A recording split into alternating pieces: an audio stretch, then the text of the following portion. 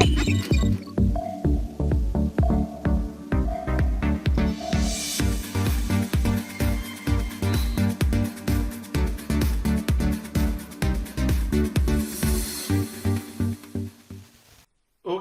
voilà, nous sommes 21. Encore un tour de partage. Maintenant, on commence.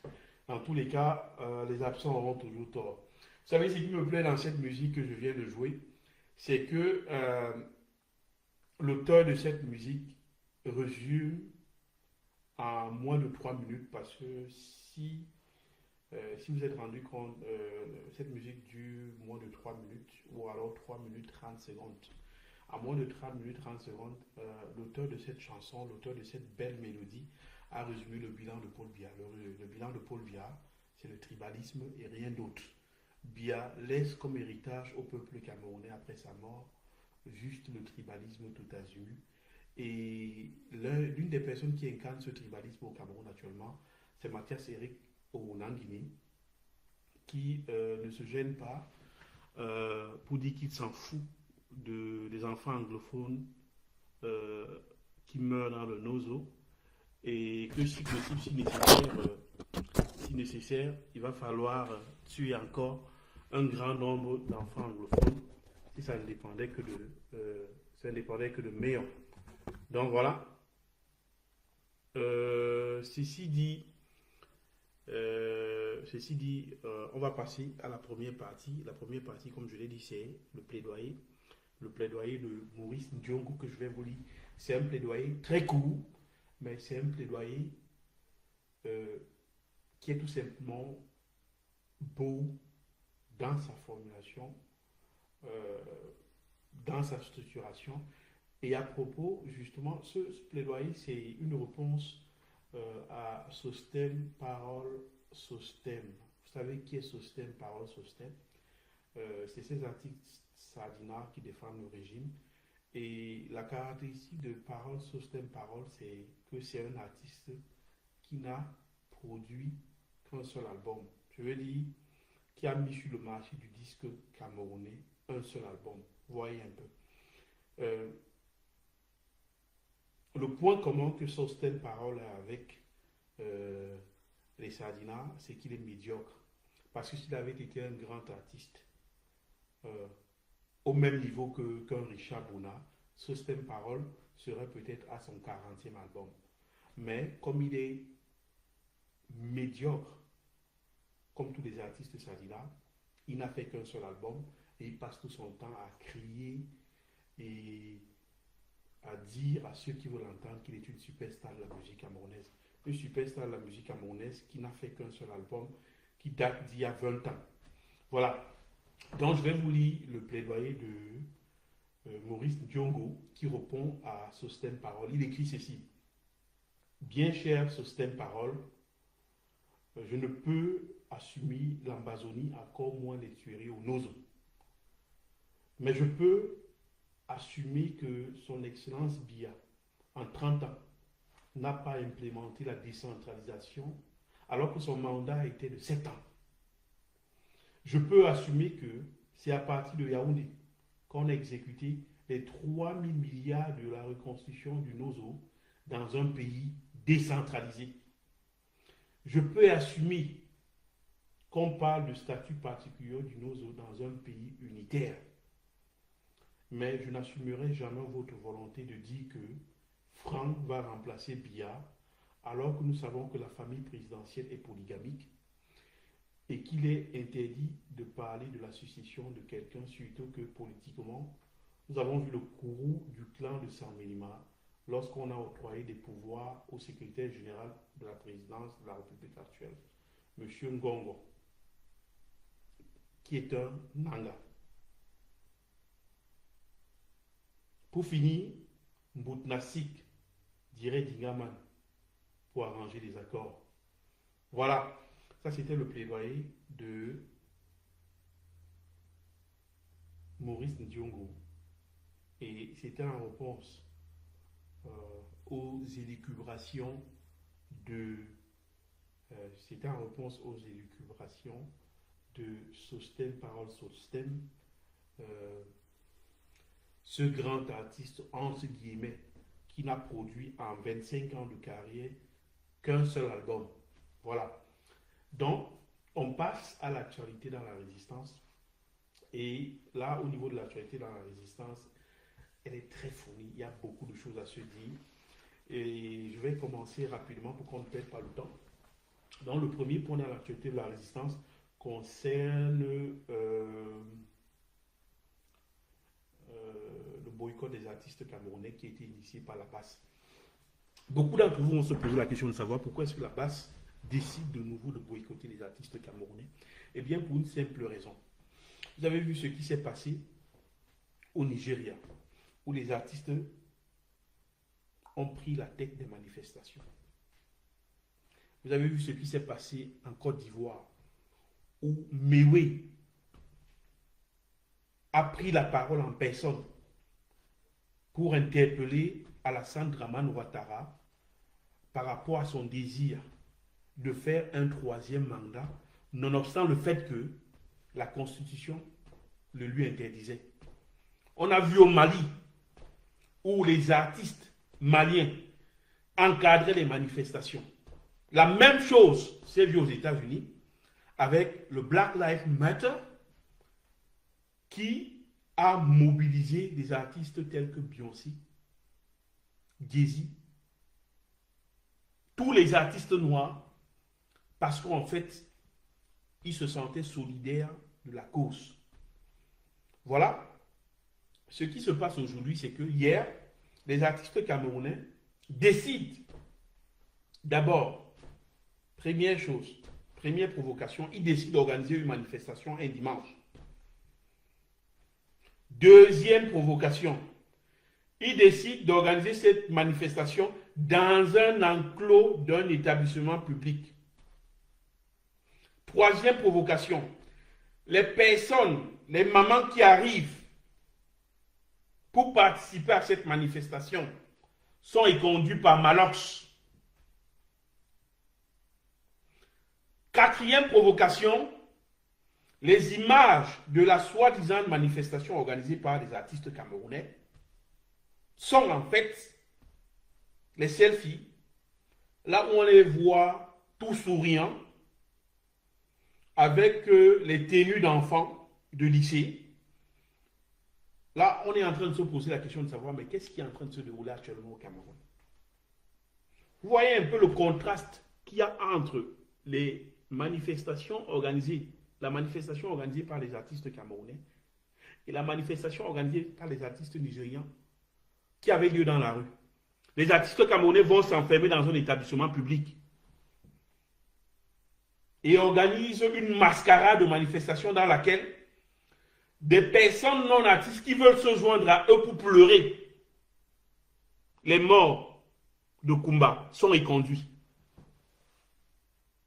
Voilà la manifestation que les artistes camerounais ont organisée.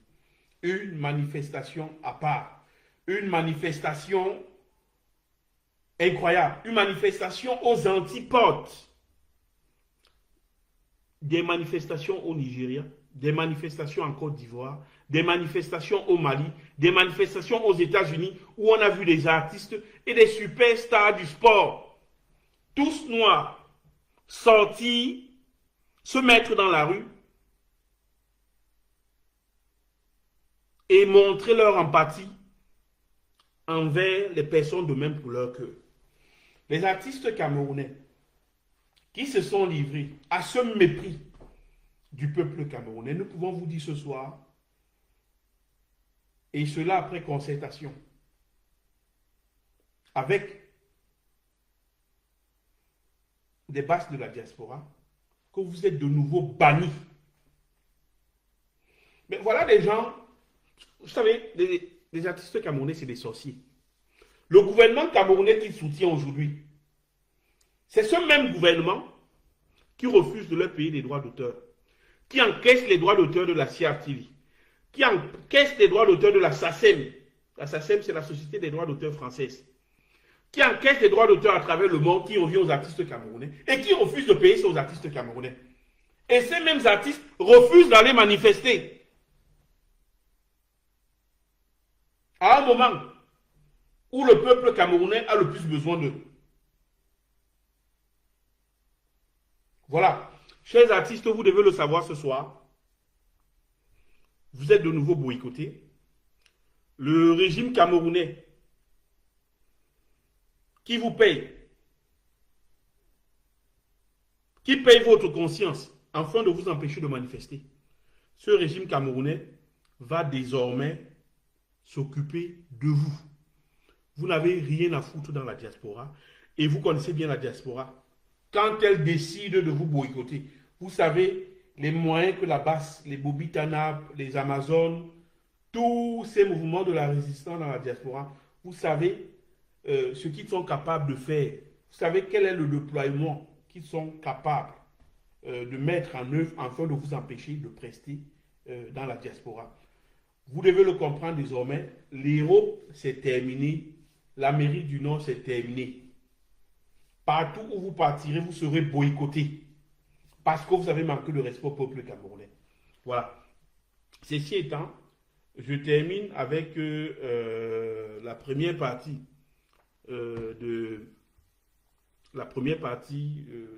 cette actualité qui concernait le boycott des artistes camerounais annoncé par les mouvements de résistance à travers la diaspora. Bon, on passe au deuxième point de l'actualité à la résistance. Ça concerne le gibier du jour. Le gibier du jour, justement, je vous ai dit que c'était aussi très intéressant. En fait, qu'est-ce qui s'est passé du côté de la Belgique? Du côté de la Belgique, voilà, la grande combattante Sandy Boston, une fois de plus, elle est à l'origine d'une action d'éclat.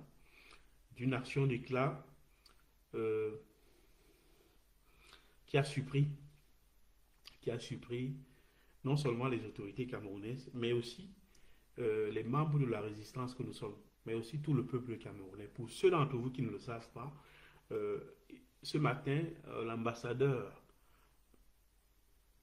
du Cameroun en Belgique s'est levé pour aller faire son sport. Et à sa surprise générale, il y avait les Amazones, il y avait les Bobi Tanab qui l'entendaient et ils lui ont fait sa fête. Je vous conseille vivement d'aller sur la page de la brigade anti-Sardinat de Douala parce qu'il y a, nous avons mis à votre disposition ces images spectaculaires, ces images incroyables.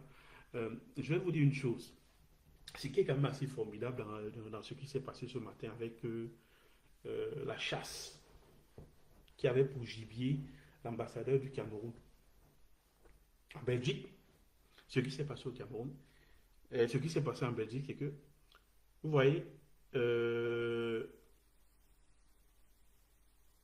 cet ambassadeur a tourné 3, 4, 5 fois devant sa maison.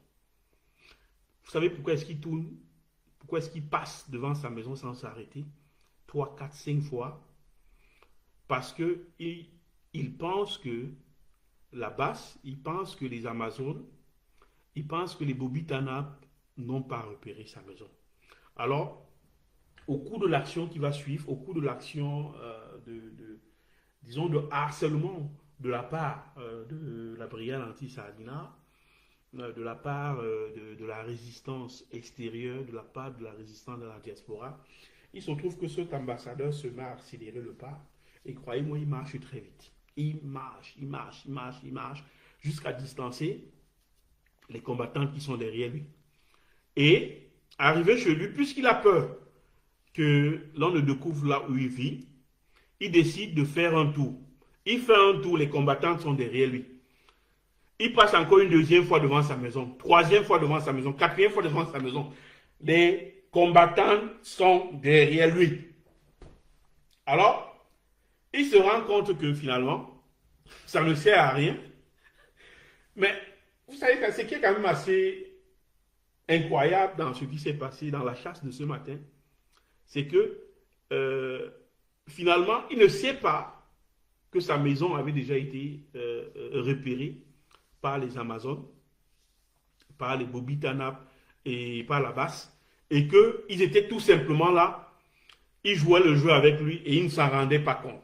Donc voilà, Un grand bravo à Sandy Boston pour cette action d'éclat qui a apporté du sourire à tous ces Camerounais qui pensent que la résistance est en train de s'éteindre. La résistance ne s'éteint pas. La résistance ne s'est pas essoufflée.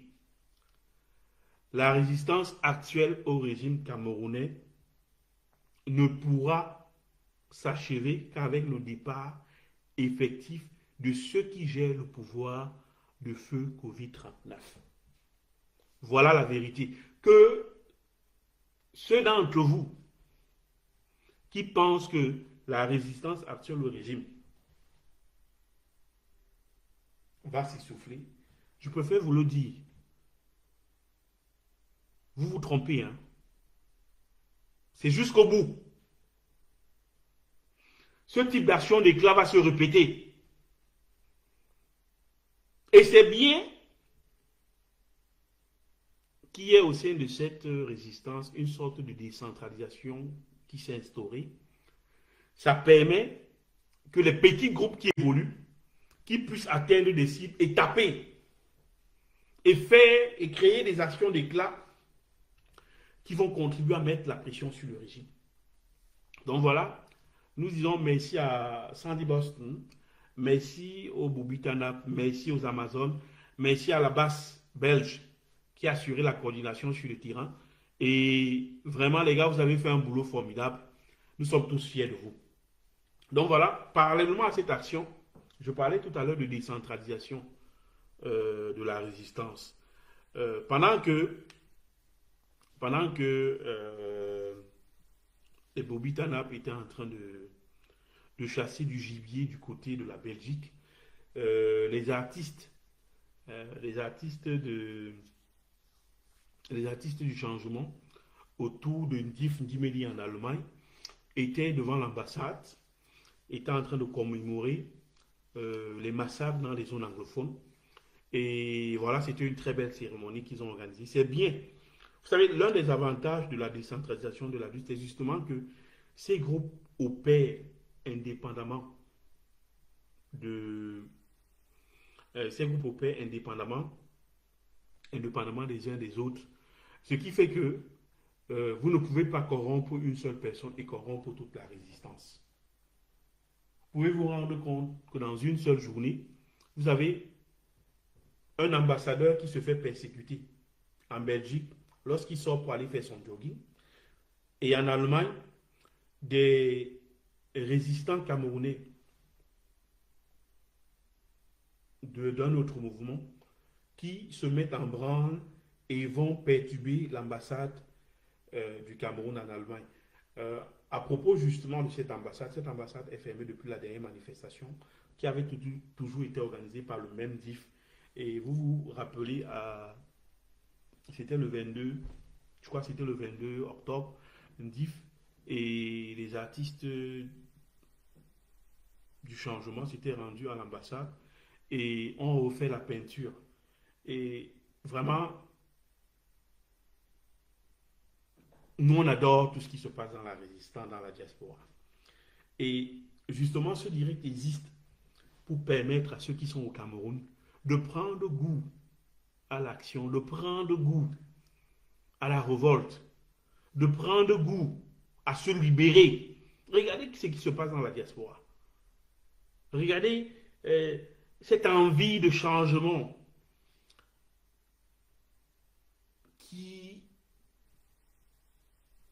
qui pousse les Camerounais de la diaspora à se démultiplier sur le terrain afin de rendre le changement possible. Donc, s'il vous plaît, inspirons-nous de cela. Alors, nous allons passer au troisième point à l'ordre du jour, à l'ordre de cette soirée de l'actualité de la résistance. C'est l'imminence. On va parler de l'imminence de l'annonce du décès de Paul Biya. Avant de parler de l'imminence de l'annonce du décès de Paul Biya, il faut signaler que la grande sœur de Paul Biya est morte. Il paraît qu'elle serait morte hier ou avant-hier. et qu'elle était âgée de 102 ans. Voilà.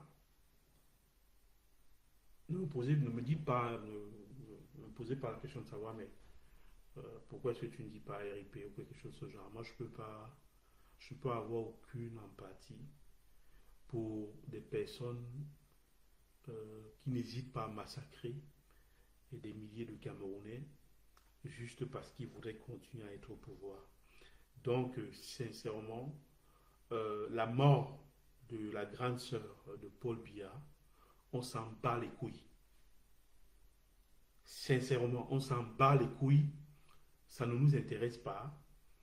Juste pour vous informer que sa grande sœur, la grande sœur de Paul Biya, moi, elle a été âgée de 102 ans. Maintenant, venons sur ce qui est le point de cette actualité, à savoir quels sont ces éléments dont nous disposons pour vous annoncer que d'ici peu, Etoudi va certainement annoncer la mort de Paul Biya. Nous sommes au courant du fait que la France, qui est au courant du fait que Paul Biya, qui elle-même est au courant du fait que Paul Biya est mort, lentement s'impatiente et voudrait qu'on trouve rapidement une solution à cette histoire de vacances à la tête du pouvoir. Vous le savez, au Cameroun aujourd'hui, c'est l'ambassadeur de France qui nargue les pauvres Camerounais et qui se comporte comme le président de la République du Cameroun. Et cela se déroule au vu et au su de tout le monde. Les Camerounais sont, comme d'habitude, zombifiés et ne réalisent pas que ce qui se passe devant eux, c'est que, en fait, il existe des vieux accords entre la France et le Cameroun qui stipulent que, dans une situation pareille, c'est l'ambassadeur de France qui joue le rôle de président de la République. C'est ce qui est en train de se passer devant vos yeux. Et donc, nous avons des informations selon lesquelles les Français voudraient que, lentement, que les protagonistes autour de la dépouille de Paul Biya, qu'ils puissent s'entendre afin de préciser les circonstances de la succession de Paul Biya. Et cette impatience est d'autant plus justifiée que ça fait à peu près 7 mois. Parce que pour ceux d'entre vous qui ne le savent pas, le 26 mars 2020, la brigade anti-Sardinat de Douala vous a dit que Paul Biya n'était plus en vie. Et que s'il était encore en vie, il était dans un état végétatif chronique. Et nous vous avons expliqué ce que c'est qu'un état végétatif chronique. Nous vous avons dit que Paul Biya était devenu un légume. Pour ceux d'entre vous qui ne savent pas ce que c'est qu'un légume, nous vous demandons une fois de plus d'aller sur Google et taper le mot légume en relation avec l'être humain. Vous aurez des explications assez fournies sur ce qui peut pousser un être humain à devenir un légume. Nous vous avons précisé que l'âge très avancé de Paul Biya pouvait expliquer aisément qu'il devienne un légume. Et nous vous avons aussi précisé que, si vous vous souvenez, lors d'une cérémonie à la présidence de la République, il y a eu un geste anodin de Chantal Biya qui permettait de dire que Biya n'était plus capable de reconnaître les gens qui étaient en face de lui et que Chantou était obligé de lui dire parfois, comme à un enfant, comme on dit à un enfant, voilà des gens qui se retrouvent de l'autre côté, lève la main et salue-les. Donc voilà, il y a autant de choses que nous vous avons dit. Et maintenant, ce soir, nous vous ajoutons que les Français sont lentement aussi impatients et voudraient que cette situation de vacances à la présidence, que ça prenne fin. La vérité, je vais vous dire pourquoi est-ce qu'on ne vous annonce pas que Paul Biya est mort. On ne vous annonce pas que Paul Biya est mort parce que les différents camps qui se sont créés à la suite de la mort de Paul Biya n'arrivent pas à s'entendre sur les modalités de la succession de Paul Biya. Pour eux, Les Camerounais, c'est les moutons de Panurge. Les Camerounais, en tant que peuple, n'ont rien à dire après la disparition de celui qui est devenu, au soir du 7 octobre 2018, le président de facto du Cameroun. Pour eux, le point de vue des Camerounais ne compte pas. Il y a des camps qui se sont créés. Je vais vous donner quelques camps. Il y a un camp, ou bien il y a un groupe qui s'est créé autour de Laurent Esso.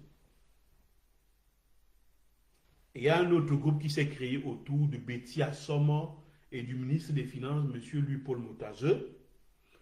Il y a le groupe de Nanga qui s'est organisé autour du ministre secrétaire général à la présidence de la République, M. Ngongo. Voilà autant de groupes qui se sont créés. Et ces groupes n'arrivent pas à s'entendre sur les modalités de la succession au gré à gré. C'est pour cela que jusqu'à ce jour, on ne vous annonce pas le décès de Paul Biya. C'est pour cela qu'à ce jour, c'est pour cela que jusqu'à ce jour, on prend les Camerounais en otage. Juste parce que des groupes d'intérêt se sont formés après la mort de Paul Biya et ils se tiennent entre eux. J'en veux pour preuve. Regardez un peu Momo Jean de Dieu qui annonce la mort de son père. Momo Jean de Dieu, en vous annonçant la mort de son père, vous a dit de façon indirecte que Paul Biya était mort. Allez regarder sur la page de la brigade anti-Sardina de Douala, vous allez voir que Momo Jean de Dieu, en annonçant la mort de son père, il formule de cette façon: papa est parti sans me dire au revoir. Il met la photo de son père et il met la photo de Paul Biya. Momo Jean de Dieu vous a dit de façon indirecte également que Paul Biya est mort. Ceux d'entre vous qui sont assis ici et qui continuent à attendre que Paul Biya va apparaître, il viendra de l'au-delà pour apparaître devant vous, comme Jésus-Christ. Comme vous êtes des chefs. Il y a une cérémonie hier qui est organisée dans le cadre pour rendre hommage, une cérémonie qui a été organisée pour rendre hommage aux Camerounais, pour rendre hommage aux enfants qui sont morts du côté de Fiango à Kumba. Lors de cette cérémonie, Biya était censé être présent parce que c'est lui qui a décidé que voilà, je crois, non, c'était samedi, que samedi le 31 allait être un jour férié. Non, le samedi le 31 allait être un jour de deuil national. Je vais vous dire une chose. Vous savez, il faut pas qu'on continue à prendre des Camerounais pour des idiots. Lorsque vous décrétez le samedi 31 comme étant un jour férié,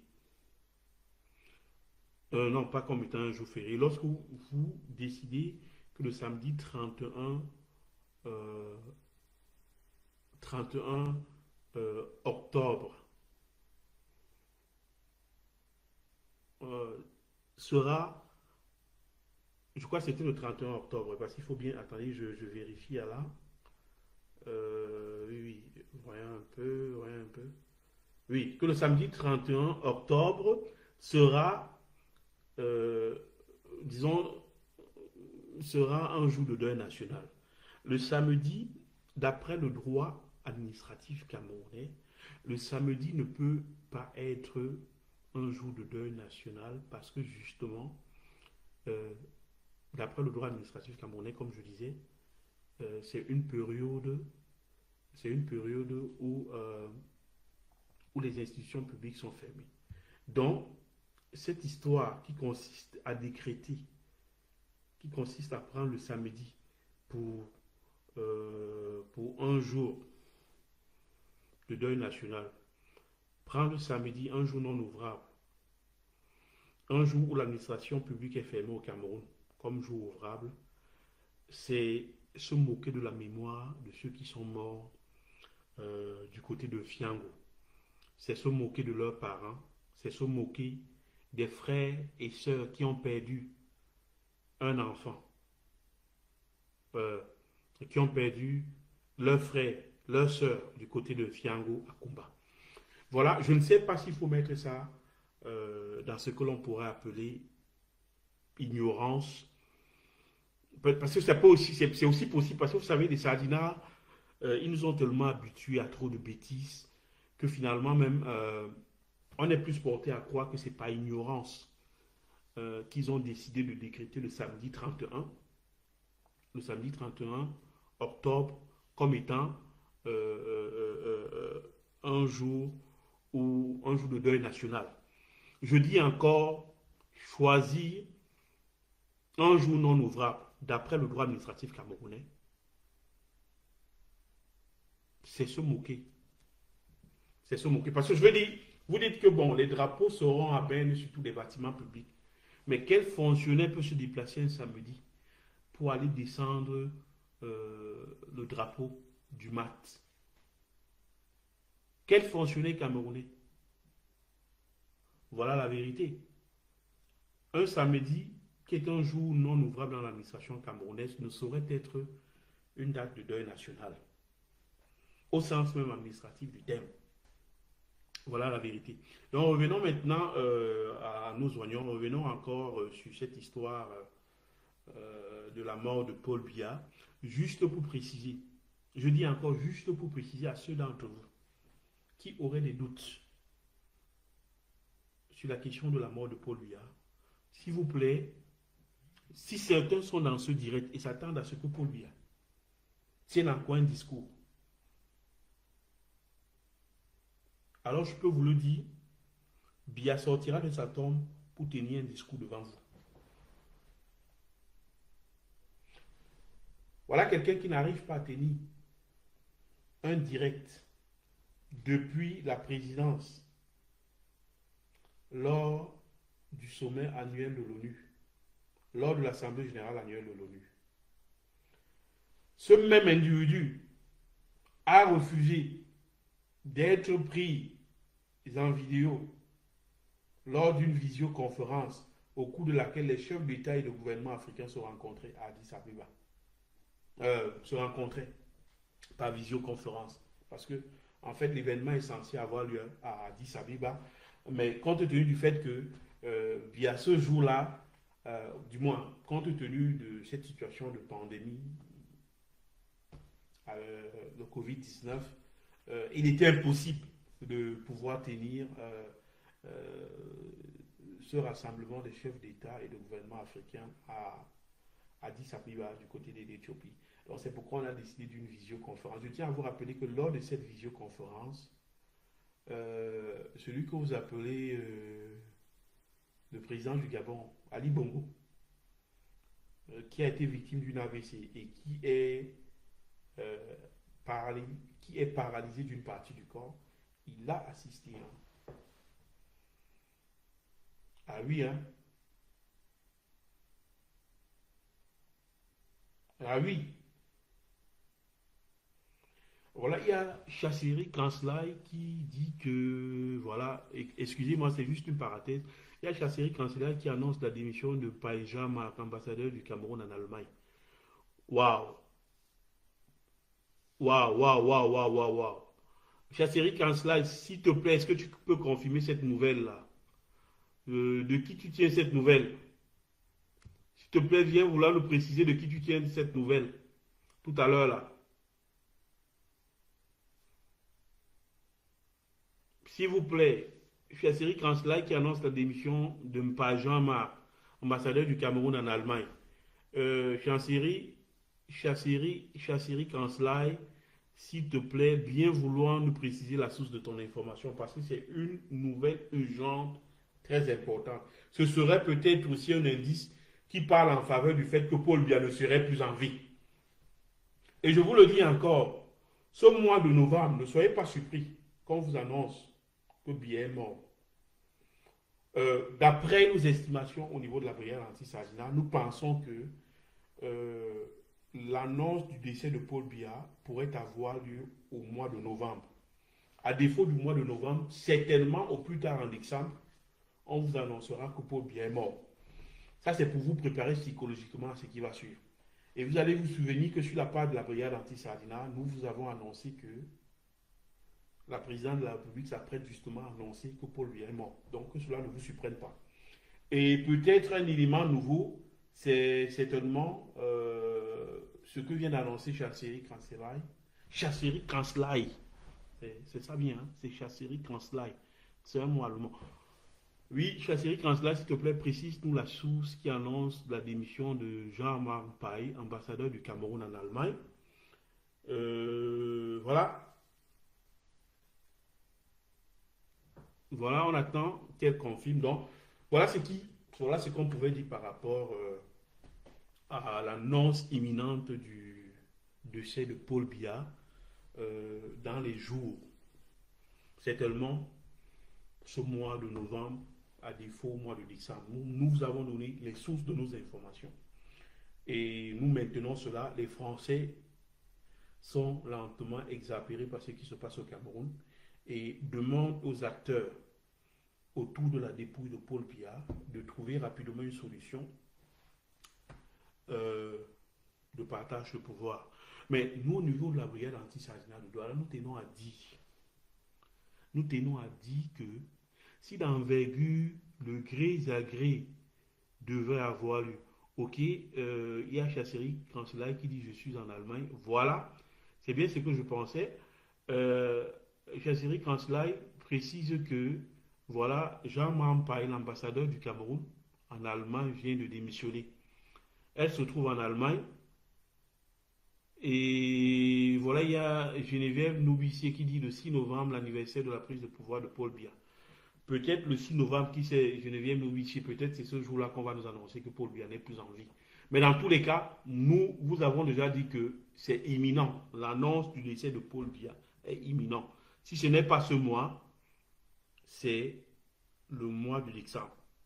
Mais nous pensons que c'est au mois de novembre qu'on va vous annoncer le deuil de Paul Biya parce que justement les Français sont irrités par ce qui se passe. Il y a des Allemands qui se posent des questions. Il y a le monde entier qui commence à se poser des questions sur la savoir,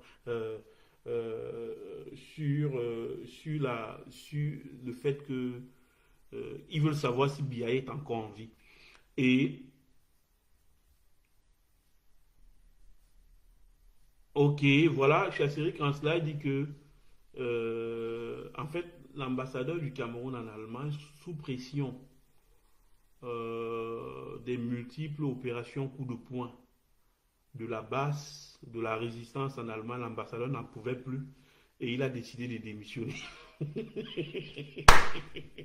Oh là là là là là là là là là. Oh là là. Voilà, le travail est bien fait. Le travail est bien fait du côté de l'Allemagne. Voilà. Si ça devait se confirmer, Chasserie Kanslai, s'il te plaît, fais-nous un inbox pour que nous puissions mettre ça sur la page de la brigade anti-assassinat de Douala. Ça, c'est vraiment une très bonne nouvelle qui vient du côté de l'Allemagne. Alors, on passe au prochain point. Le prochain point de l'actualité, c'est le prochain point du bulletin d'actualité dans la résistance. C'est, voilà, très intéressant, c'est aussi très intéressant. C'est ce qui se passe avec Billy Akale. Pour ceux d'entre vous qui ne le savent pas, Billy Akale, voilà, c'est ce résistant camerounais qui a giflé, des combattants camerounais qui se battaient justement à Lyon pour que Biya dégage de Lyon. Alors Billy Akale, qui,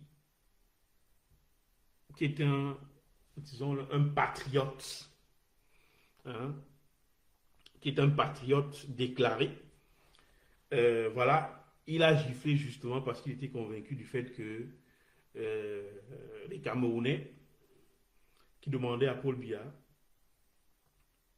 de rentrer au Cameroun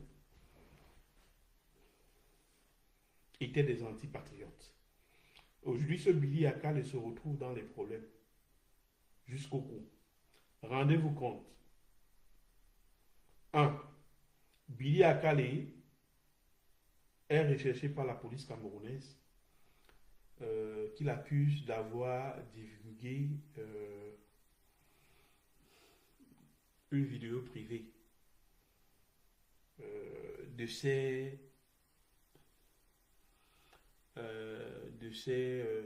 une vidéo privée dans laquelle on le voit en train de poser nu avec sa maîtresse. Ben, excusez-moi, vous savez, je suis mal à l'aise de vous expliquer ça. Dans tous les cas, cette vidéo est disponible sur toutes les pages de la base, sur toutes les pages de la résistance. Vous pourrez voir sur cette vidéo Billy qui est en train de tenir son engin par la main et sa dulcinée qui est en train de se caresser. Moi, je ne sais pas comment est-ce qu'on fait pour capturer ce genre de choses, croyez-moi. Je ne suis pas aussi bon dans la manipulation des instruments des réseaux sociaux, mais ce que j'ai vu, euh, croyez-moi, c'était assez incroyable. Et je vous décris ce que j'ai vu. Et donc, il se trouve donc à la suite de la publication de ces images sur des pages de la basse et dans les réseaux sociaux, la dame incriminée, qui apparemment n'est pas la copine de Billy, qui apparemment, selon ce qui se dit, je n'ai pas la preuve, je parle ici au conditionnel, serait une femme mariée. La dame aurait porté plainte à Billy, au point que Billy est actuellement recherché par la police camerounaise, qui l'accuse de chantage, qui l'accuse d'avoir divulgué une vidéo privée sans le consentement de cette dame qui est incriminée dans cette vidéo. Je dis bien la question de savoir si elle est mariée.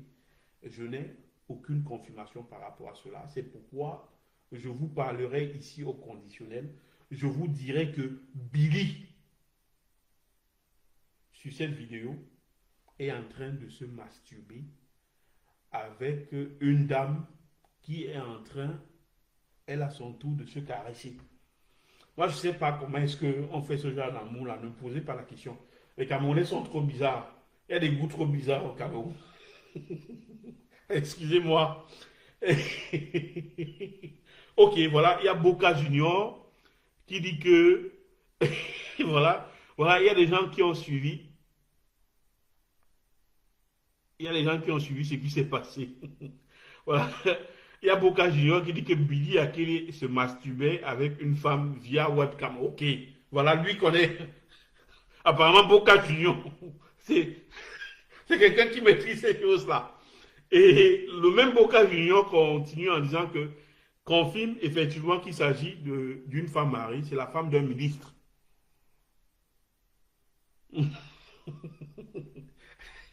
Donc, vous voyez, je dis encore, c'est une information à prendre au conditionnel. Moi, ce que j'ai pu lire, c'est que c'était une femme mariée. Et que certainement, elle était en relation avec un ministre. Donc, apparemment, Billy, dans ses way, il paraît qu'il fouettait les fesses de la femme d'un ministre.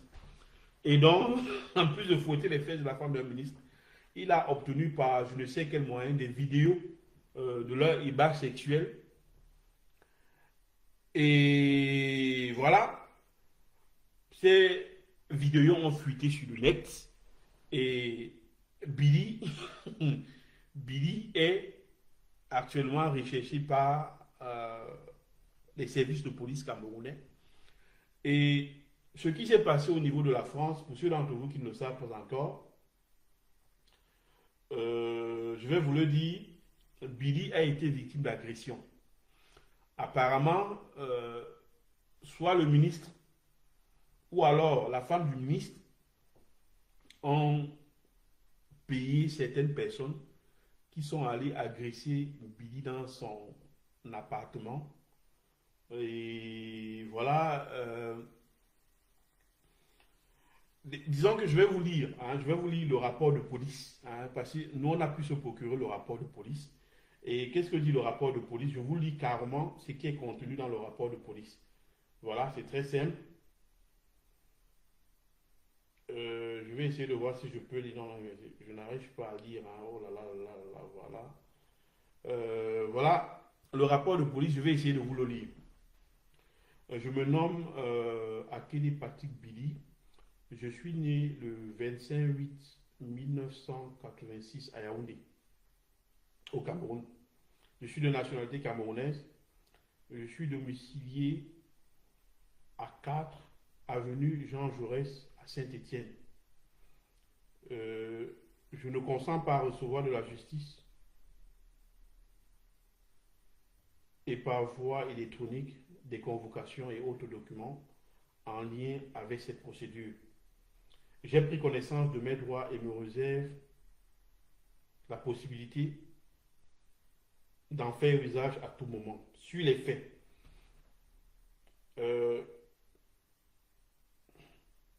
voilà, voici ce que Billy dit sur les faits concernant les faits. Parce que Billy a porté plainte. Billy s'est fait agresser dans son appartement du côté de Saint-Étienne. Il s'est fait agresser dans son appartement. Il y a des individus qui sont entrés dans son appartement et qui l'ont bastonné. Billy, sur ce, a porté plainte. Et donc maintenant, il explique le déroulement des faits. Je ne suis ni tutelle ni curatelle. Hier, le 26-10-2020, dont les faits sont déroulés le 26-10-2020, vers 21h, 3 personnes de sexe masculin se sont présentées à mon domicile au 4 Jean Jaurès à Saint-Étienne. Ils voulaient récupérer un matelas d'une personne que j'avais hébergée chez moi. Ils m'ont frappé à la tête, sur le corps et au ventre. Ils m'ont étranglé avec mon maillot. Je ne me suis pas défendu car j'ai eu peur d'aggraver ma situation car je suis connu de vos services. Ils m'ont volé mon téléphone portable de marque Huawei et mon titre de séjour, puis ils sont partis. Ils doivent revenir ce soir, mais je ne leur ouvrirai pas. Je n'ai pas fait appel à vos services. Je ne connais pas ces individus. Je n'ai pas leur adresse ou leur numéro de téléphone. Mais il y avait un dénommé à Bessolo, Tony. Téléphone numéro 07 55 91 47 91. Son grand frère. Les deux de type africain, âgés d'environ 35 à 40 ans. Corpulence musclée, taille environ 1,85 m, cheveux courts rasés. Et un dénommé Guillaume, type européen, âgé d'environ 40 ans, taille 1,75 m, corpulence musclée. Je n'ai pas d'autres informations les concernant, à part que Tony et son frère sont mes ex-beaux-frères. Je serai capable de les reconnaître. Vous me présenterez le fichier TAG, mais il y a trop de résultats correspondant au signalement. J'ai consulté un médecin qui m'a délivré un certificat médical que je vous remets. Lors des faits, j'étais seul et je n'ai pas de témoin des faits. Il n'y a pas de vidéosurveillance. Je tiens à ajouter qu'ils m'ont menacé de mort sous condition en ces termes. On revient demain soir et s'il n'y a plus le matelas, on s'apprendra à toi et tant pis si tu meurs.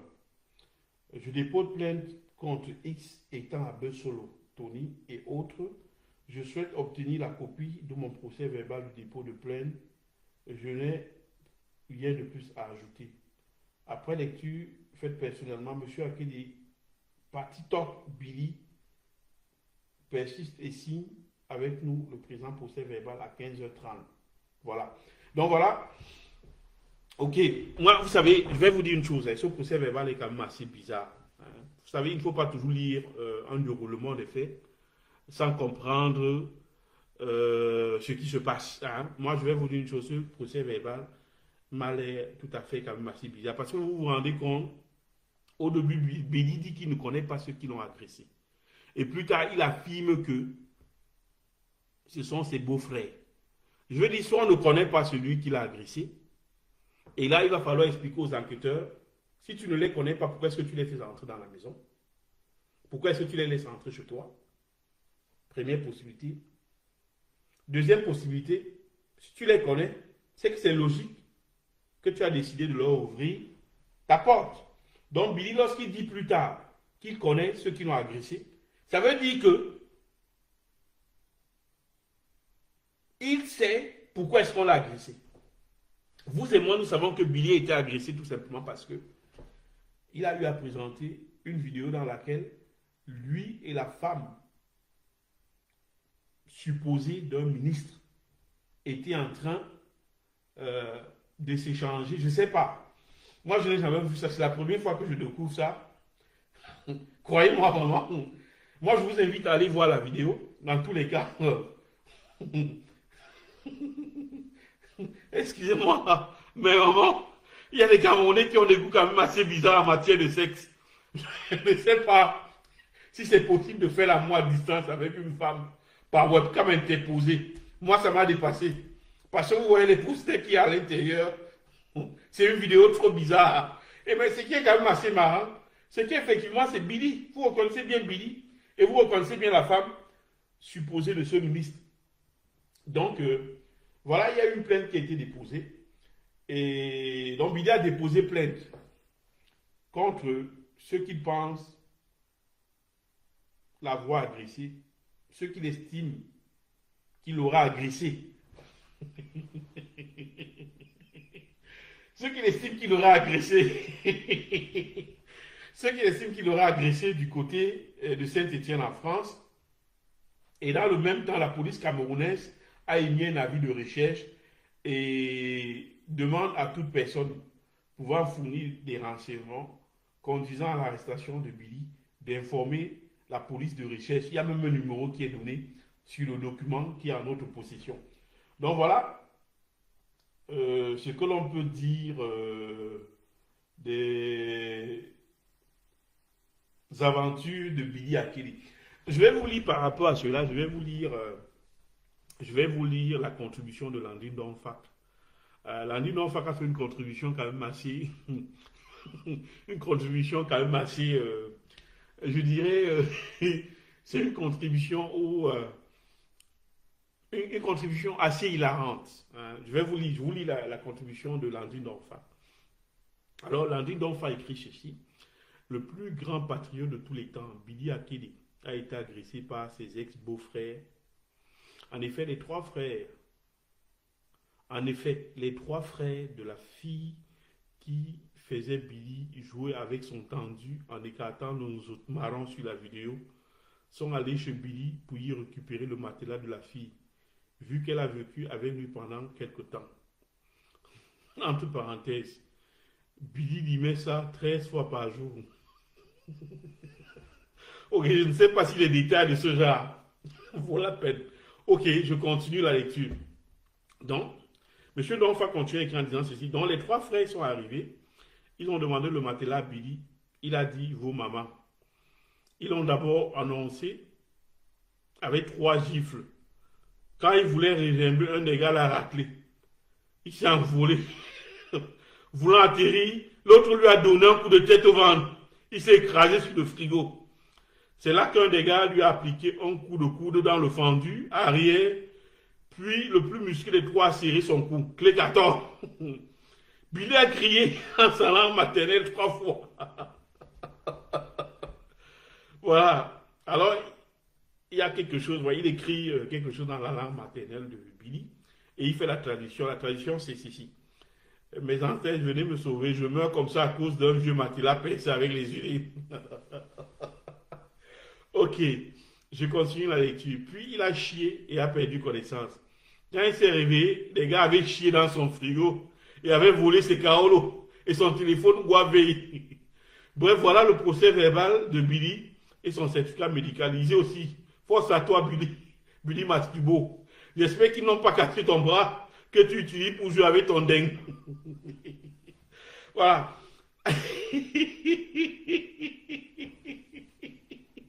Ok. Je vous ai dit que le direct de ce soir, ce sera très... C'est dommage, on est seulement 44. S'il vous plaît, partagez dans les différents groupes. Je vous avais promis que ce direct sera très corsé.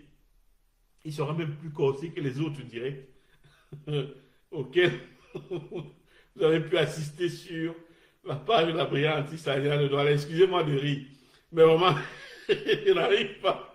Je ne pourrais... Excusez-moi, je ne peux pas me retenir de rire qui arrive à Billy. Ouais. Vraiment, il fait pitié, le pauvre Billy. Comme disent les Camerounais, il est en train de lire leur... il est en train de lire leur en chinois. Ok. Donc, passons à un autre point de l'actualité de la résistance ce soir. le point de l'actualité, le prochain point de l'actualité de la résistance de ce soir, nous allons parler du sacrilège qui a eu lieu à Berne. Quand je parle de sacrilège, il s'agit justement de sacrilège. Ce qui s'est déroulé à Berne, c'est quand même assez incroyable. L'ambassadeur du Cameroun en Suisse, les images sont disponibles sur Facebook.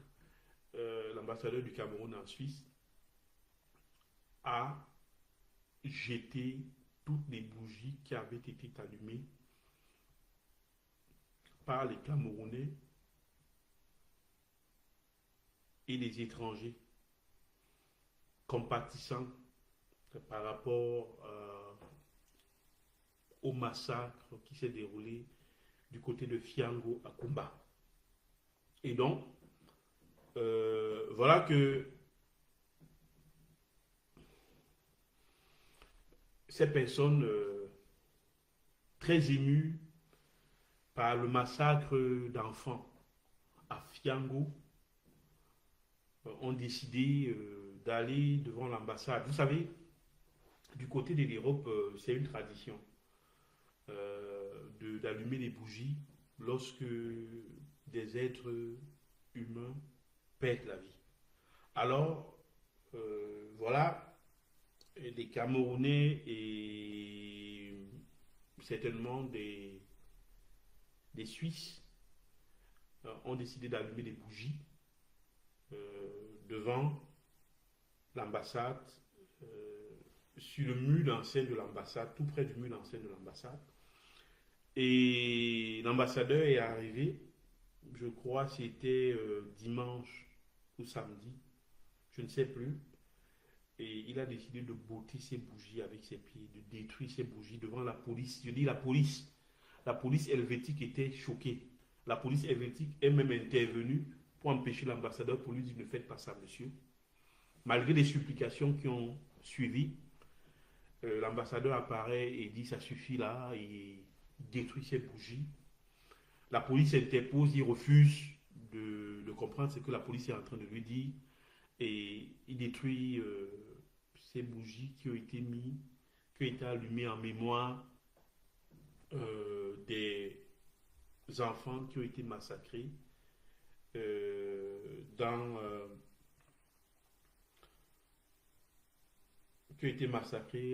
lors des événements de Kumba.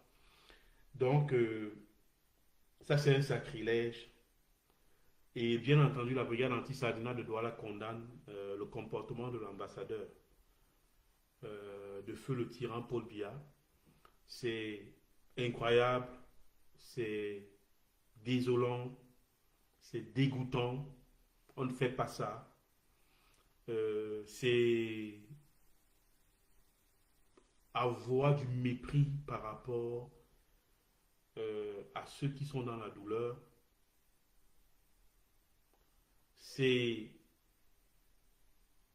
montrer que l'on n'éprouve aucune empathie pour d'autres êtres humains qui souffrent parce qu'ils ont perdu un être cher du fait justement de l'acte posé par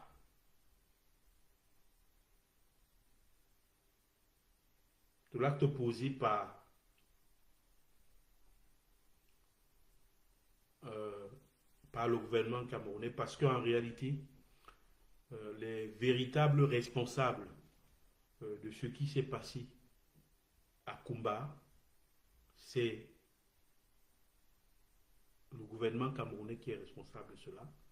C'est le gouvernement camerounais qui est responsable de cela parce que c'est lui qui déclenche la guerre dans le Southern Cameroun. C'est le gouvernement camerounais avec l'appui, avec le soutien moral de Mathias Eric Ounangini, avec le soutien moral de Jean-Jacques Zé, d'Ernest Obama, de Parfait Haïti, bref, de Vision 1000 collines, de Vision 4. C'est avec le soutien de cette chaîne de la haine que l'on a décidé de déployer l'armée dans la partie occidentale du Cameroun avec les conséquences que vous et moi, nous sommes en train de voir. Voilà, tout à l'heure, nous allons développer cet aspect de l'actualité dans un autre point,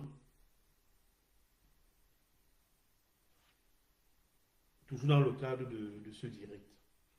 Donc, passons au prochain point de l'actualité de la résistance.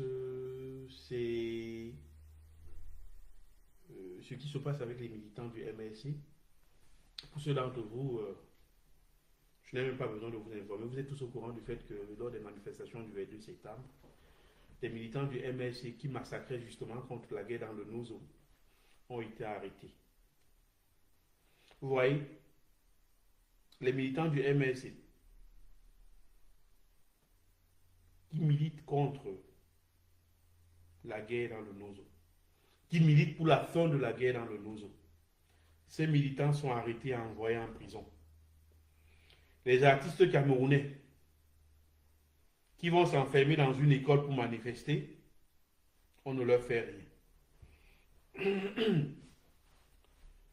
Et donc voilà, concernant justement ce qui se passe avec les militants du MLC, la brigade anti-sardinard de Douala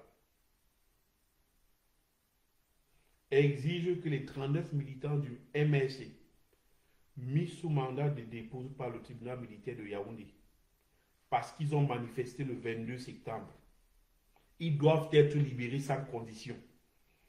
Nous sommes censés être dans un état de droit et on ne peut pas manifester, on ne peut pas décider de criminaliser les manifestations tout simplement parce que un parti X de l'opposition a décidé d'utiliser un droit fondamental pour exprimer son opposition à la guerre qui est faite à la minorité anglophone. La brigade anti-sardinat de Douala met Paul Biya, met feu, du moins, met ceux qui ont hérité du pouvoir de feu Paul Biya devant leurs responsabilités. Nous exigeons que des personnes qui ont été arrêtées dans le cadre des marches du 22 septembre 2020, qu'ils soient libérés. Que le sort de M. Alain Fogué et celui de M. Bibou Nissak, qu'on nous dise ce qui s'est passé avec eux. Pour rappel, pendant que la maison du professeur Maurice Kamto était encerclée par les forces de l'ordre, M. Boubi Nissak et M. Alain Fogué, respectivement porte-parole du président élu et trésorier national du MLC,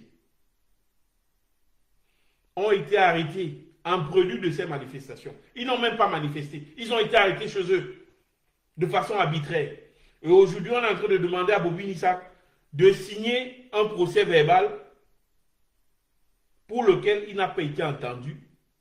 Le commissaire du gouvernement s'est chargé d'écrire n'importe quoi et demande à Boubi Nissak, à M. Bibou Nissak de signer cela. Et Boubi Nissak a dit qu'il ne signera rien. Voilà.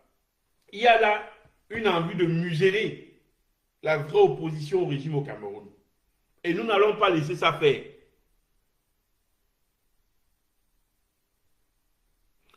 Ce qui s'est passé du côté de Baba Haram devrait permettre aux autorités fantoches de ce pays de comprendre qu'ils n'ont plus le monopole de la violence.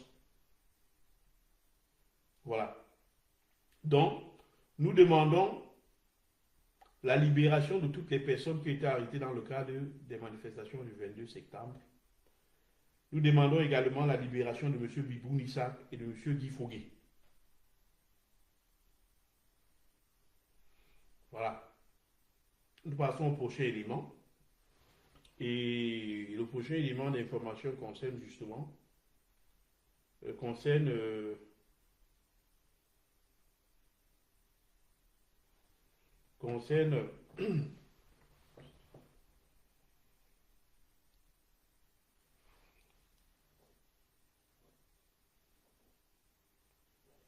concerne M. Mbamba. Voilà, M. Mbamba. Ceux d'entre vous qui ne savent pas qui c'est, s'il vous plaît, partagez le direct. C'est le sénateur du Sud. C'est l'un des sénateurs. Je ne sais pas s'il a été nommé par Paul Biya, par feu Paul Biya. C'est l'un des sénateurs du Sud. Il s'est fait gifler récemment par une jeune dame qui est restée anonyme, qu'il a tabassé, qu'il a passé à tabac devant tout le monde au marché. Alors nous allons vous raconter ce qui se passe depuis que M. Mbamba s'est fait passer à tabac, s'est fait gifler par une dame, parce que nous avons appelé au niveau de la brigade anti-Sardinia de Douala une héroïne de la résistance.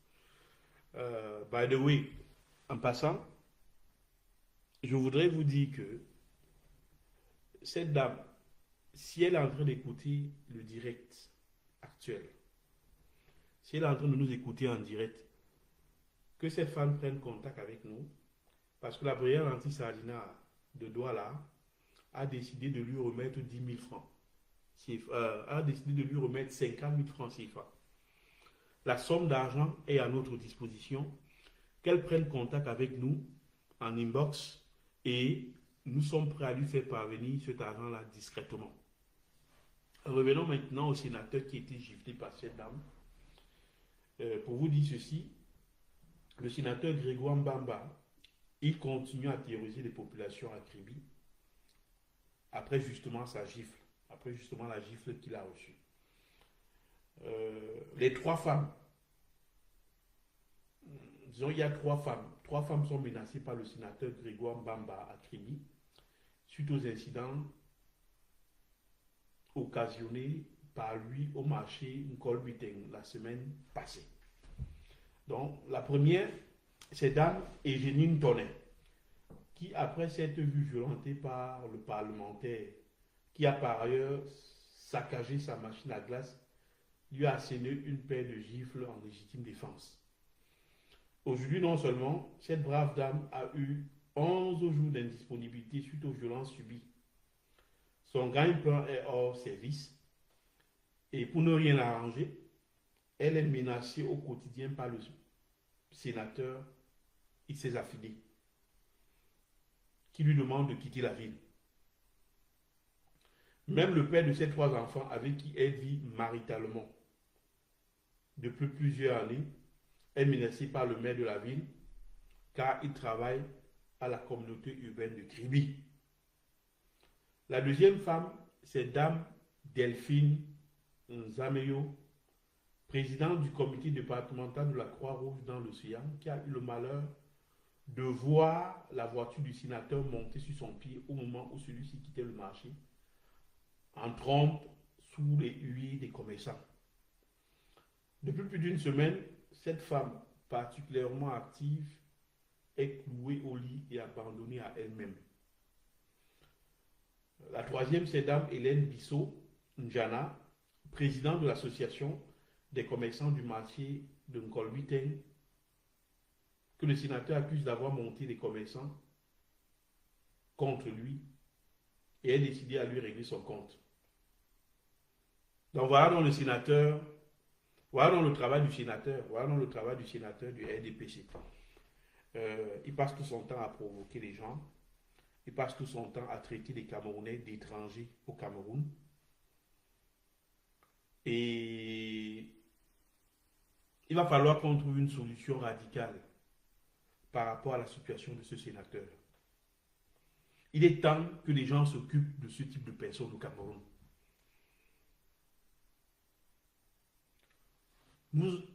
Ce qui s'est passé du côté de Baham, c'était pour dire à ceux qui sont à la tête de ce pays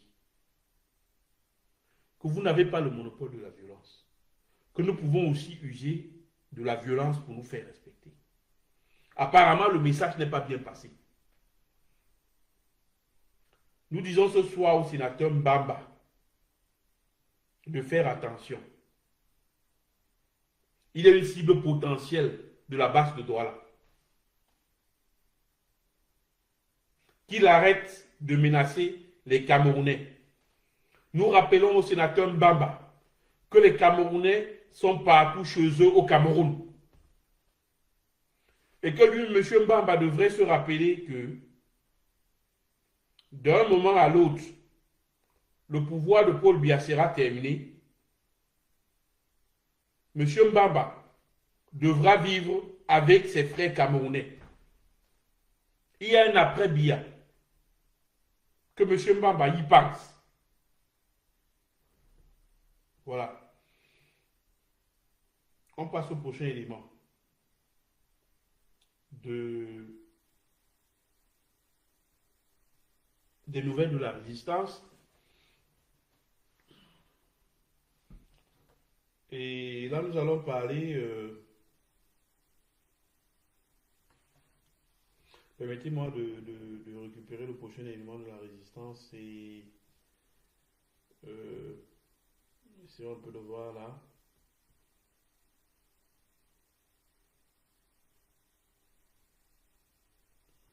Le prochain élément, c'est. Donnez-moi un peu de temps, je m'en mets un peu les pédales là, voilà. Ok.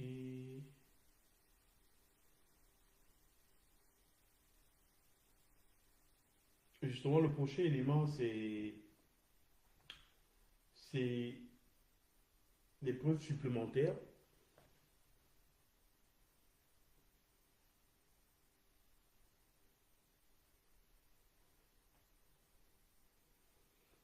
C'est des preuves supplémentaires que le gouvernement camerounais est directement lié, est directement responsable des massacres qui se sont déroulés à Kumba. Alors pour cela, une fois de plus, vous savez, je vous ai parlé dans les précédents directs sur la page de la brigade anti-Salina de M. Michel Bienton. Michel Bienton est un journaliste très sérieux. C'est un journaliste qui est réputé pour la fiabilité de ses informations. Et il a apporté d'autres éléments qui permettent de détailler la thèse selon laquelle c'est le gouvernement camerounais qui a massacré les 7 enfants de Kumba. Alors je vais vous lire ce qu'il écrit à propos. C'est un peu long, mais ça vaut la peine d'être lu jusqu'au bout. Parce que vous savez, quand on se veut sérieux et qu'on a des éléments qui permettent d'éclairer la lanterne du Camerounais lambda, alors il faut aller jusqu'au bout. Donc, je vous demande de bien écouter ce que je vais dire tout à l'heure, c'est très important. Massacre de Kumba, Michel Bienton écrit ceci, massacre de Kumba, voici les indices qui accablent le pouvoir de Yaoundé. Il est évident que l'attaque de l'école Moda Francisca International Bilingual Academy de Kumba, le 24 octobre dernier, qui a laissé 7 élèves de cet établissement scolaire sur le carreau, exhale un mauvais parfum de crime d'État. Indiscutable. Les dignitaires et supporters du régime Biya vont sans doute demander des preuves. Les indices que voici et qui intéresseraient les juges de la Cour pénale internationale leur seront opposés. Premier indice. Quelques minutes seulement après la survenue du drame, les cyberactivistes et autres agents proches du pouvoir de Yaoundé sur les réseaux sociaux font circuler un tract en français et en anglais dont l'auteur anonyme dénonce des ambaboys. Ce sont que les méchants, criminels et égorgeurs. Ils, ce sont des ambaboys. Peut-on lire à la fin de ce tract? Facile à deviner d'où vient ce message. Deuxième indice, un message, citation du leader séparatiste incarcéré Sissi Kouayou Taber, collé à une affiche émerge sur les réseaux sociaux. Message dans lequel Ayoub Taber accuse son rival Samuel Sako, Ikome, d'avoir commandité l'assassinat de ce jeune enfant dans une école. Pourtant, sur la page Twitter d'Ayoub Taber figure un message tout à fait différent et qui compare plutôt le crime de Kumba au massacre de Ngabou du 14 février 2020, orchestré par l'armée et ses milices. Qui est donc à l'origine de ce message? Citation d'Ayoub Taber, largement partagé par les soutiens du régime Biya sur les réseaux sociaux. Sans doute les membres des cabinets noirs du régime Biya. Troisième indice, dans la soirée du 24 octobre 2020, le ministre de la Communication, René Sadi, organise un point de presse au cours duquel, sans la moindre enquête ni la moindre indice, Il accuse les terroristes sécessionnistes d'avoir attaqué cette école à combat. Quatrième indice. Le 26 octobre 2020, un message provenant sans doute des forces de défense camerounaises fait état de l'arrestation pour exploitation de Mme Fombindia Judith, promotrice de l'établissement attaqué. D'après ce message partagé par les agents du pouvoir de Yaoundé sur les réseaux sociaux, la dame aurait remis 6 millions de francs CFA à un groupe armé pour que son école ne soit pas attaquée. Furieux, un groupe rival est venu attaquer l'école et les élèves, toujours selon la version contenue dans ce message. S'il existe un groupe armé en zone anglophone, engagé dans la cause anglophone, le groupe rival ne peut être que celui sponsorisé par le pouvoir, car les agissements de ce dernier contre l'autre groupe armé arrangent plutôt Yaoundé. Rappelons que l'arrestation de la promotrice de l'établissement scolaire attaqué a été suggérée à un haut responsable de l'armée par le préfet de la Mémé, Chambelin Toundon, dans le but de donner l'impression que le gouvernement est soucieux de rendre justice aux victimes. En croire un message WhatsApp intercepté par les services secrets camerounais et qui a été viral sur les réseaux sociaux. Cinquième élément.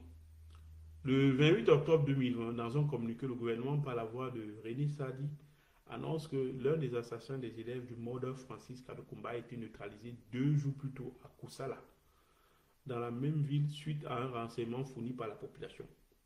Pourtant, ce même 28 octobre, au cours d'une cérémonie à l'hôtel de ville de Kumba, ce prétendu exploit de l'armée camerounaise n'est nullement évoqué. Et même le ministre de l'administration territoriale, Paul Atandi, a été vertement pris à partie par une dame qui lui a rappelé que Dieu est témoin des faits et gestes des dirigeants camerounais.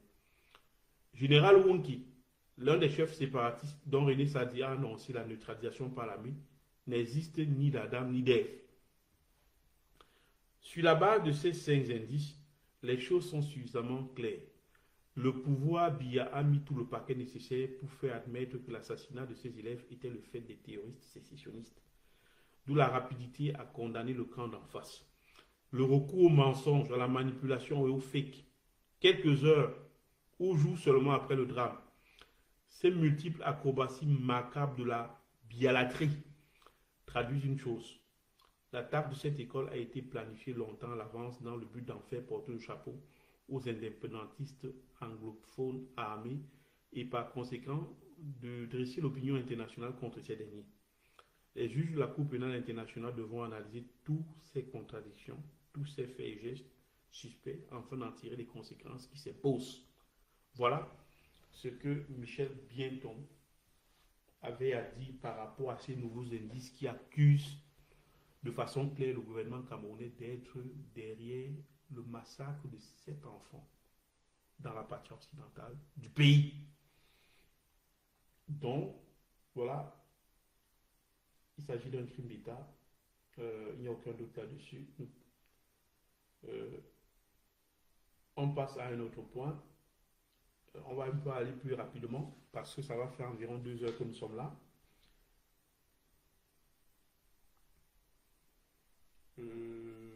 Voilà. Le prochain point concerne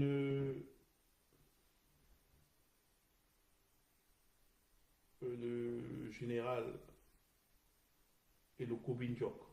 Le général Eloko Bindiok, pour ceux d'entre vous qui ne savent pas qui c'est, le général Eloko Bindiok, c'est un anglophone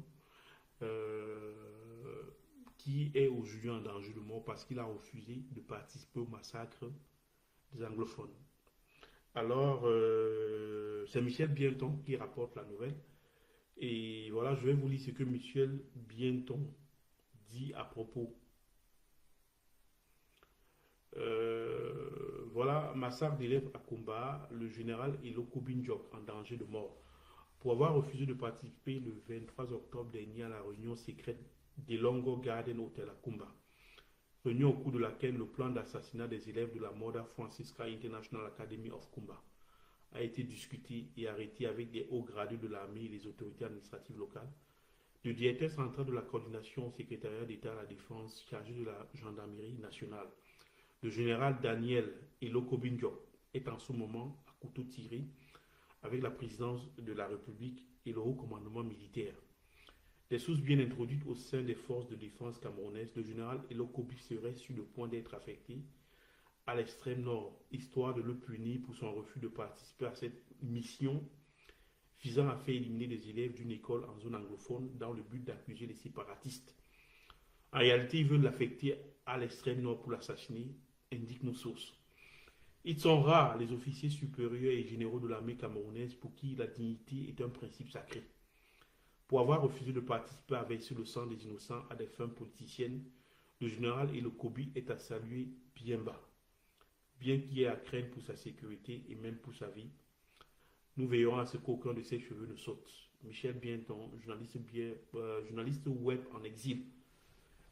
Ok, donc vous savez qui est désormais le général Elokobi. Et il a refusé de participer à une réunion au cours de laquelle la planification du massacre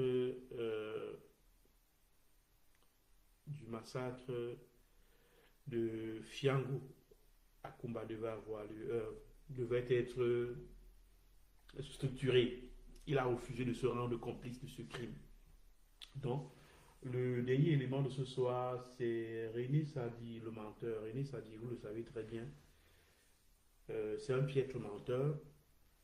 Et un Camerounais démontre le mensonge de René Emmanuel Sadi. Et il dit ceci. C'est avec un. Je vais vous dire, je ne vais pas citer le nom de ce Camerounais.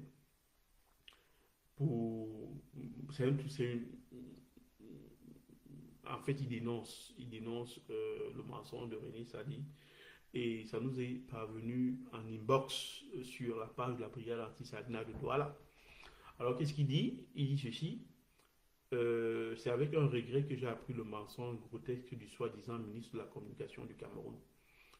Kumba, c'est une ville où j'ai passé 4 ans de ma vie. Et l'établissement touché existe depuis 2013. Cet établissement est le lieu où j'ai eu mon BPC. Et à l'époque, il portait le nom Excelsior Bilingual High School. J'ai fait les classes de 3e et de première là-bas. En 2011, j'ai quitté la ville de Kumba après avoir eu mon probatoire. Et 2 ans après, Excelsior a changé de nom pour devenir en 2013 Moda Francisca International Bilingual Academy. Donc vous voyez donc que M. Sadi est un gros menteur. Lorsqu'il dit que Moda Francisca International Bilingual Academy ne dispose pas d'autorisation pour fonctionner, c'est un mensonge. Cette école a bel et bien une autorisation et a le droit de fonctionner. Ils sont en règle avec l'administration. Et vous voyez une fois de plus, on ment au peuple camerounais. Cette fois-ci, c'est M. Sadi qui ment et hontement au peuple camerounais. Ça, c'était la dernière nouvelle de l'actualité de la résistance. Nous passons au troisième point, à la troisième rubrique de l'actualité de la résistance. Non, à la troisième rubrique du direct de ce soir, qui concerne l'aspect pratique des manifestations. Les manifestations de demain, je ne me découragerai pas assez. Je crois que ce qui se passe aujourd'hui en Côte d'Ivoire et qui a eu lieu au Mali et qui avant le Mali s'est déroulé au Sénégal, c'est possible au Cameroun. Je vais vous dire que je suis convaincu du fait que les Camerounais qui ont été zombifiés pendant près de 40 ans par ce régime vont se réveiller. Ils sont en train de se réveiller et que le réveil sera très brutal. Et donc maintenant, vous savez, la rubrique, l'aspect pratique de la résistance, on parle généralement des facteurs réels ou alors des facteurs psychologiques qui pourraient préparer les gens à sortir pour aller manifester. Parce que vous devez comprendre une chose. Les Camerounais refusent aujourd'hui de manifester tout simplement parce que on leur a fait croire que quel que soit ce que vous allez faire, cette situation va rester de cette façon. La situation va rester telle qu'elle est. Vous ne pouvez rien faire. Je demande à chaque Camerounais qui se trouve sur le territoire national de briser cette barrière psychologique et psychique de la peur. Je dis encore, la peur qui peut se traduire par une barrière psychologique ou alors psychique est un réflexe normal. Avoir peur, c'est normal. Le plus important lorsqu'on a peur, je l'ai déjà dit, c'est de pouvoir contourner cette peur. C'est de pouvoir s'asseoir sur cette peur afin de pouvoir aller vers l'avant, afin de pouvoir manifester. Vous savez, celui qui va vous dire qu'il n'a jamais eu peur de sa vie, c'est un menteur. Parce que lorsque vous naissiez en tant qu'un enfant, vos premiers réflexes, lorsque rien ne va, c'est la peur. C'est pourquoi les enfants ont tendance à courir vers leur mère ou alors vers un parent pour se réfugier lorsqu'ils ont peur, lorsqu'ils n'arrivent pas à cerner la logique des choses qu'ils ont en face d'eux. Donc, le réflexe de la peur, c'est normal. Que personne ne vous montre qu'il n'a jamais eu peur dans sa vie. La peur, c'est un réflexe normal. Maintenant, il faut pouvoir apprivoiser sa peur. Apprivoiser sa peur, ça veut dire que quoi? Ça veut dire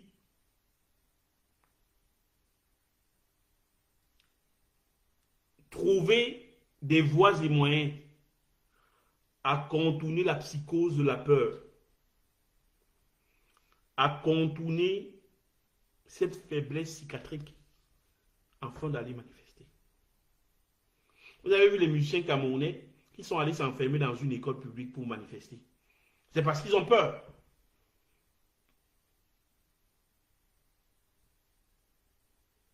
Et puis, moi, je ne voulais pas trop m'attarder sur ce que les musiciens camerounais ont fait. Parce que vous le savez tous, c'est des artistes qui chantent des trucs bidons. Ils parlent du ventre, du bas-ventre. C'est tout. Je ne veux pas m'appesantir là-dessus. Moi, je voulais tout simplement vous dire concernant l'élément de la peur que nous devons trouver les voies et les moyens de contourner la peur. Afin d'aller vers l'avant. Voilà. C'est ce que nous pouvait c'est ce qu'on pouvait dire ce soir par rapport aux aspects pratiques des manifestations. Nous sommes convaincus du fait que ceux d'entre vous qui sont au Cameroun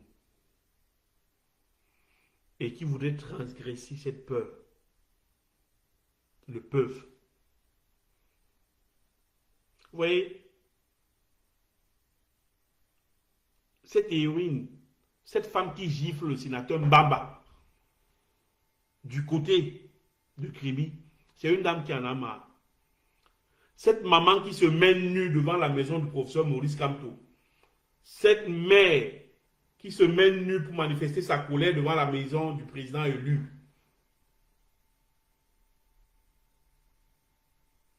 c'est une héroïne. Oui.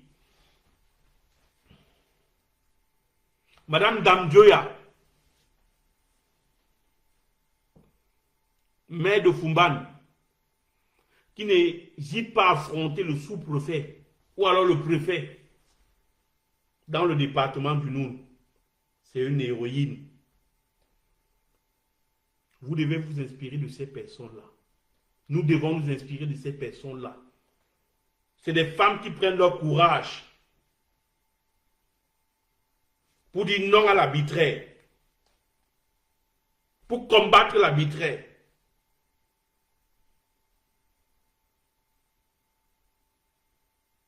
C'est les modèles. À la générale Sandy, qui a eu le courage ce soir, qui a eu le courage ce matin, d'aller affronter l'ambassadeur lors de sa marche, l'ambassadeur du Cameroun en Belgique. C'est une héroïne de la résistance. Si des femmes ont autant de courage, qu'est-ce que les hommes sont en train d'attendre? Qu'est-ce que les hommes attendent?